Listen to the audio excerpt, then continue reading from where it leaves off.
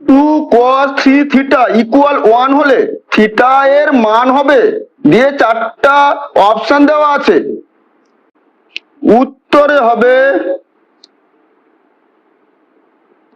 Two cos three theta equal 1। তাহলে এখান থেকে আমরা লিখে ফেলতে পারি cos 3 theta equal 1/2। cos 3 theta equal cos 60 degree, কারণ cos 60 ডিগ্রি মান হচ্ছে 1/2। তাহলে এখান থেকে আমরা লিখে ফেলতে পারি 3 থিটা ইকুয়াল 60 ডিগ্রি।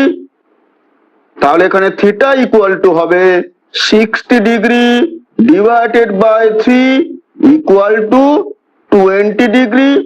তাহলে সঠিক উত্তরটি হবে অপশন সি।